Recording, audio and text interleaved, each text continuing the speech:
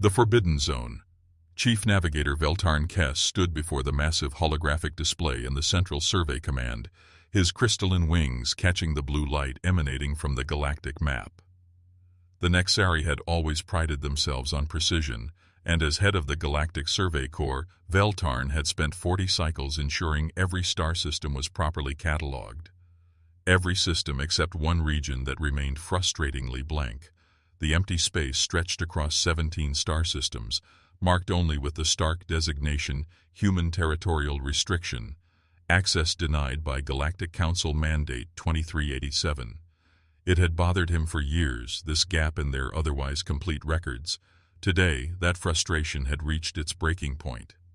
"Computer, display all survey attempts in Sector 471A, he commanded, his translated voice echoing through the chamber.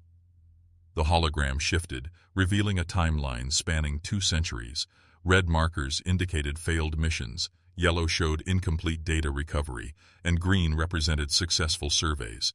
The human territory showed nothing but red and yellow markers, not a single green success in 200 years. Dr. Zephyr Khan materialized beside him, her energy-based form shimmering like captured starlight. As the Corps' chief quantum physicist, she had reviewed every failed mission report. 17 attempts, Veltarn. The Corvani sent their best stealth cruiser 50 cycles ago. It returned with the crew in a catatonic state and all data corrupted. What about the Vorthek expedition? Veltarn asked, though he already knew the answer. Complete disappearance, no distress signal, no debris field, nothing. They simply vanished at the territorial boundary. Zephyr's form flickered with concern. The few teams that did return spoke of impossible phenomena, navigation systems failing, temporal distortions, and some claimed to see things that couldn't exist. Veltarn's compound eyes focused on the data streams flowing across his display. Each failed mission had reported similar anomalies before communication ceased. The pattern was too consistent to ignore, yet the Galactic Council refused to investigate further. "The humans claim it's for security purposes," he said, his mandibles clicking in frustration. "But what could they possibly be hiding that requires such extreme measures?" Captain Rax Thorne entered the chamber, his reptilian features set in a permanent scowl. The Corvani military strategist had lost 3 ships to the human restriction zone, and his desire for answers matched Veltarn's scientific curiosity. "The council meeting ended an hour ago," he reported. "They've officially declared the human territory off-limits indefinitely." "Did they provide any explanation?" Zephyr asked. Rax's tail lashed behind him. The human ambassador simply stated that some boundaries exist for the protection of all galactic citizens. When pressed for details, she walked out.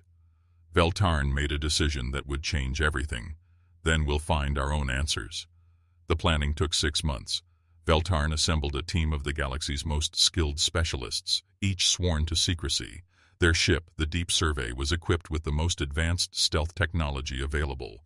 Experimental quantum dampeners would mask their energy signature, while revolutionary sensor arrays could detect phenomena beyond normal space-time.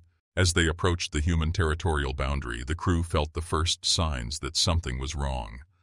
Dr. Zephyr noticed it first, subtle fluctuations in the quantum foam that shouldn't exist in normal space.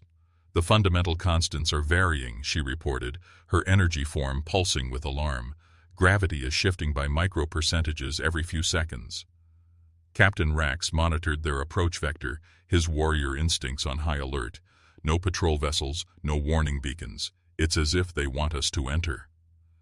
The Deep Survey crossed the boundary without incident, but within hours, impossible things began happening. Stars appeared to shift position when observed through different sensors. The ship's chronometer showed different times in different sections of the vessel. Most disturbing of all, members of the crew began reporting glimpses of movement in the empty space around them. "There's something out there," whispered Navigator Kessoth, his usually steady voice trembling. "I saw it on the long-range scanners. Something massive, but it doesn't register on any other instruments." Veltarn reviewed the sensor logs, finding only empty space where Kessoth insisted he'd seen something. "Sensor malfunction?" "No," Zephyr interjected, her form now crackling with energy. "I'm detecting quantum signatures that indicate dimensional instability. Reality itself is loose here." They pressed deeper into human space, documenting everything. The anomalies intensified with each light year. Space seemed to fold in on itself, creating impossible geometries that hurt to contemplate. The crew began experiencing shared nightmares and waking visions of vast intelligences pressing against the boundaries of their universe. On the fifth day, they encountered their first human installation. It wasn't a military base or civilian colony, but something far more mysterious.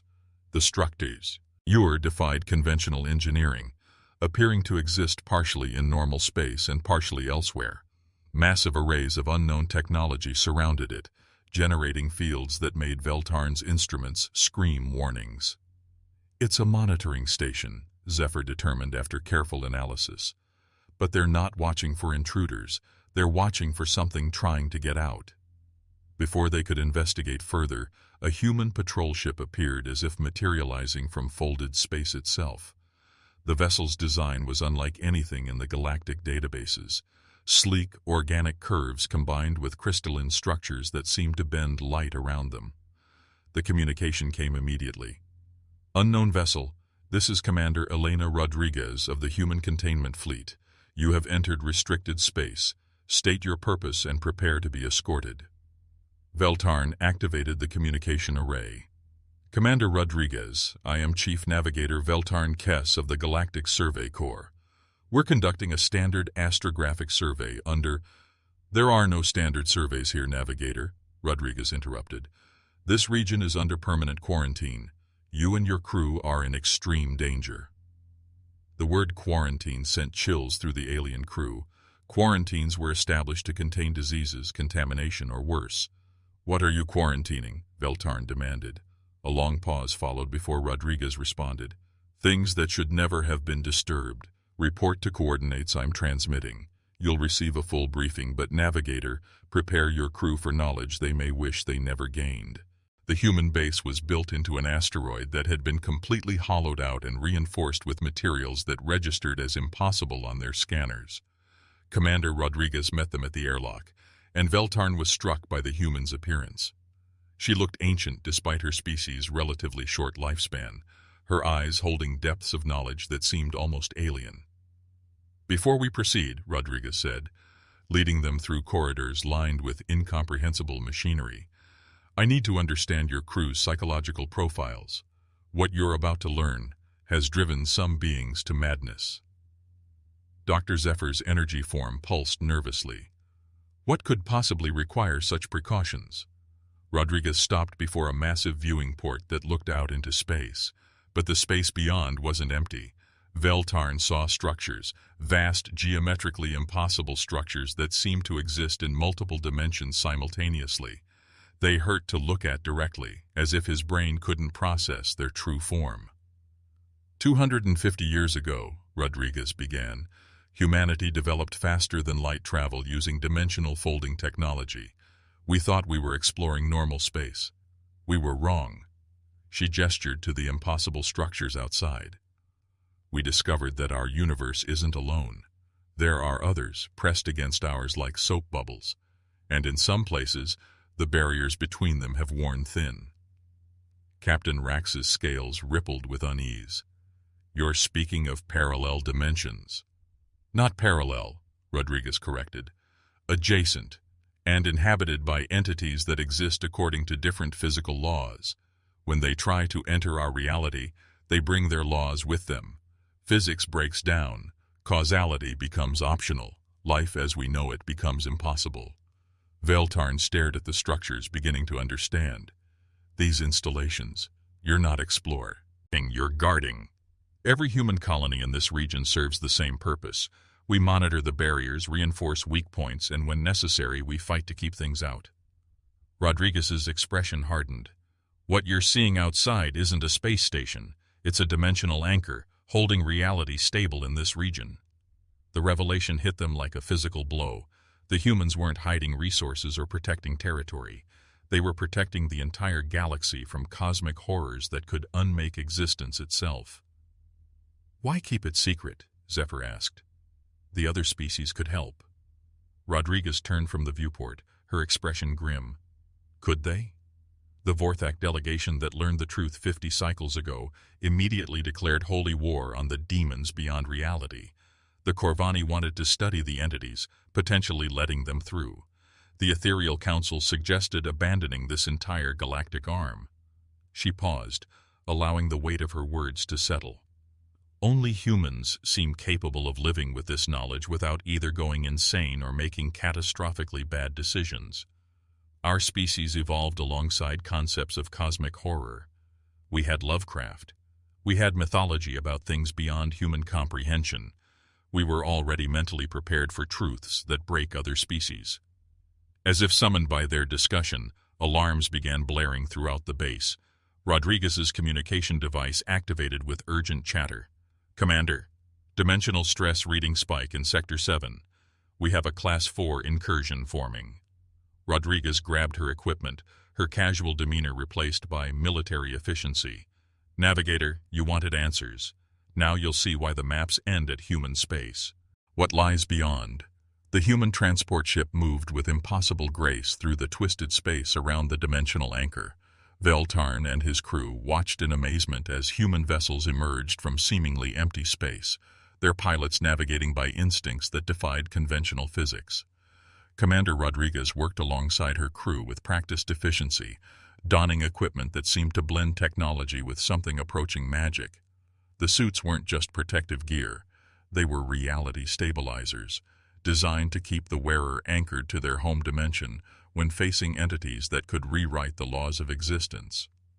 "What we're approaching," Rodriguez explained over the communication system, "is what we call a thin spot. The barrier between our universe and the adjacent one has worn down to almost nothing. When it ruptures, entities from the other side attempt to cross over."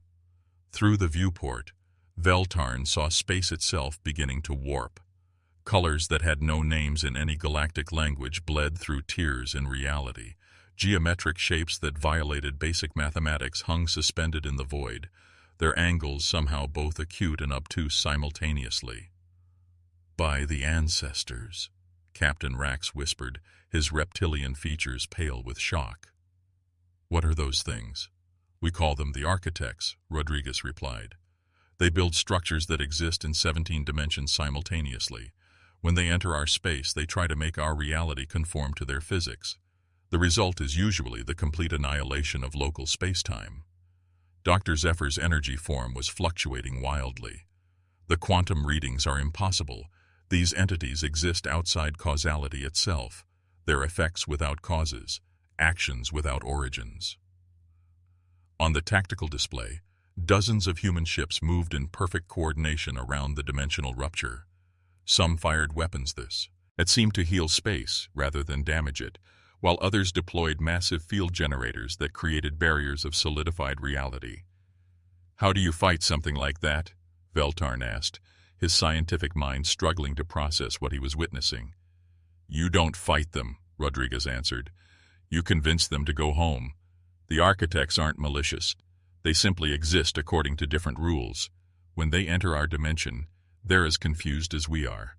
Our job is to repair the barriers and guide them back where they belong."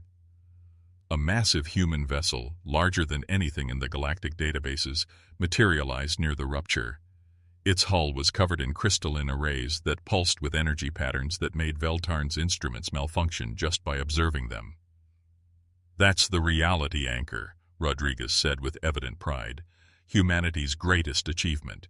It can rewrite local physics within a limited area, creating stable pockets where our natural laws remain in effect." As they watched, the reality anchor deployed its full power. Space around the dimensional rupture began to normalize, the impossible colors fading and the twisted geometry straightening. The architect entities, suddenly finding themselves in a realm where their existence was unstable, retreated back through the weakening barrier. Human repair crews immediately moved in with equipment that could only be described as impossible. They welded reality back together using tools that operated on principles beyond current galactic science. Within hours, the rupture was sealed, and normal space returned to the region. "How many of these incursions do you handle?" Captain Rax asked, his military mind calculating the resources required for such operations. 3 to 5 per cycle," Rodriguez replied matter-of-factly. This was a minor one. Sometimes entire solar systems have to be evacuated when major ruptures occur. Veltarn felt a profound shift in his understanding of the galaxy.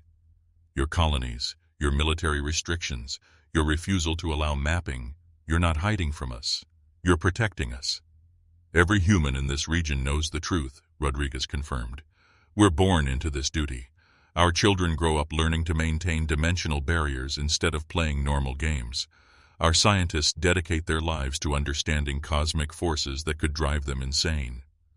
Dr. Zephyr's form stabilized as she processed the implications. The psychological strain must be enormous. How do you maintain morale? Rodriguez smiled for the first time since they'd met. Because we know what's at stake. Every other species in the galaxy gets to explore, to expand, to dream of infinite possibilities. They get to believe the universe is safe and comprehensible. That's worth any sacrifice. As their ship began the journey back to human space, Veltarn wrestled with a terrible decision. The Galactic Council expected a report. His duty as chief navigator demanded he share this information. But he now understood why the humans maintained such secrecy. What happens if other species learn the truth, he asked. History suggests 3 possible outcomes, Rodriguez replied. Panic, leading to mass evacuation from entire galactic arms. Aggressive investigation, potentially causing catastrophic ruptures. Or denial, followed by accusations that humans are fabricating threats to maintain territorial control. Captain Rax nodded grimly. None of which help maintain the barriers. Exactly. The entities beyond aren't evil or good. They simply exist in ways that are incompatible with life as we know it. The barriers have held for millions of years, but they require constant maintenance. That's humanity's burden now. As they reached the human territorial boundary, Commander Rodriguez made an unexpected offer. Navigator Kess, your species has a reputation for discretion and scientific integrity. If you're willing, we could use allies who understand the true situation. Veltarn considered the proposal. What would that involve? Helping maintain the fiction that this region is simply off-limits for security reasons, ensuring that no more accidental survey missions probe too deeply, and perhaps, when your species is ready, joining us in the vigil. The weight of cosmic responsibility settled on Veltarn's shoulders. The truth would remain classified at the highest levels, shared only with those who could handle it without breaking. The galaxy would continue believing that humans were simply territorial and secretive, never knowing that their ignorance was itself a form of protection. Back at Survey Command, Veltarn filed his official report. Human territorial space confirmed as inaccessible due to advanced defensive systems. No strategic value identified. Recommend maintaining current restrictions. The truth stayed locked in his personal files, encrypted beyond any breaking attempt. But late at night, when he looked up at the stars, Veltarn no longer saw them as points of light to be catalogued and explored. He saw them as islands of safety in an ocean of cosmic terror, protected by a species brave enough to stand guard at the edge of comprehension itself. The maps would continue to show empty space where human territory lay. And now Veltarn understood that some blank spots on maps weren't failures of exploration. They were victories of protection. The galaxy slept peacefully because humanity stood watch in the dark, holding the line against forces that could unravel reality itself. Years later, when young navigators asked why the human region remained unmapped, Veltarn would simply tell them that some boundaries existed for good reasons. He never spoke of what lay beyond those boundaries, but he always recommended that such questions were best left unasked. The humans had taught the galaxy a profound lesson. Sometimes the greatest service one could provide was to bear an unbearable burden alone, protecting others not just from external threats, but from knowledge that could destroy them. In their isolation, humanity had found a purpose greater than exploration or expansion. They had become the galaxy's silent guardians, ensuring that life could continue to flourish in ignorance of the horrors that pressed against the edges of existence. And in the deepest archives of Survey Command, marked with security classifications that would never be declassified, lay the complete truth of humanity's sacrifice. A truth that Veltarn hoped would never need to be revealed. because that would mean the barriers had finally failed, and the galaxy would learn firsthand why the maps ended at human space. The stars continued to shine, their light carrying no hint of the cosmic drama playing out in the spaces between dimensions, and humanity continued their eternal vigil, asking for no recognition, no gratitude, and no help, only that the rest of the galaxy be allowed to remain safely unaware of what lurked beyond the barriers of reality itself. In the end, the greatest human achievement wasn't conquering space or mastering technology. It was choosing to become prisoners of cosmic responsibility, trading their freedom to explore for the galaxy's continued existence. They had looked into the abyss, and instead of letting it look back, they had built walls to keep it out. The maps would forever show empty space where humans dwelt, and now Veltarn knew that emptiness was the most important feature on any galactic chart, a reminder that some territories were forbidden not to keep others out, but to keep unimaginable horrors in.